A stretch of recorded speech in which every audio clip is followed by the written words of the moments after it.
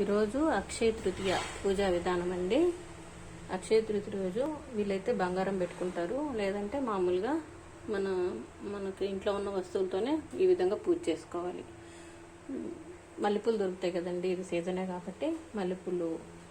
తర్వాత మనకి సముద్రంలో నుంచి పుట్టిన అమ్మ కాబట్టి ఉప్పు, దీపంలో అమ్మవారు ఉంటారు కాబట్టి దీపం, ఈ వస్తువులతోనే పసుపు కుంకుమ, దీంతో చేసిన ఈ పూజా విధానం ఇది.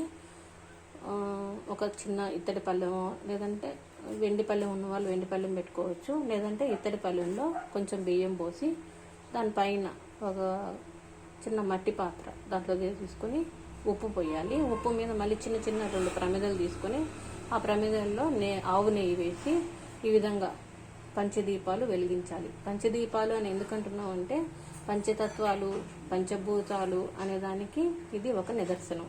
పంచతత్వాలు అనేది అగ్ని, వాయువు ఇలా ఉన్నాయి కదండి, వాటిలాగా ఈ పంచతత్వాలు, పంచేంద్రియాలు, వీటన్నిటిని కూడా నియంత్రించేది ఈ పంచతత్వం.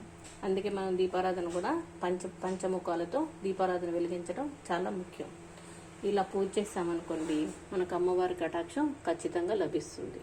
ఇది ఈరోజు అక్షయ తృతీయ రోజు మనం ఏదో ఎక్కువగా ఆశపడి, ఎక్కువగా ప్రేరాసపడి ఇవి అవి అనుకునే దానికంటే కూడా మన దగ్గర ఉన్న బంగారు వస్తువుల్ని జాగ్రత్తగా అమ్మవారి దగ్గర పెట్టుకొని చక్కగా ఈ విధంగా పూజ చేసుకుని అక్షయ తృతీయ రోజు మనస్ఫూర్తిగా అమ్మవారిని పూజించామనుకోండి, మనకు అమ్మవారి కటాక్షం జరుగుతుంది. చెప్పుకోండి మీ మనసులోని బాధలు, కష్టాలు, సంతోషాలు.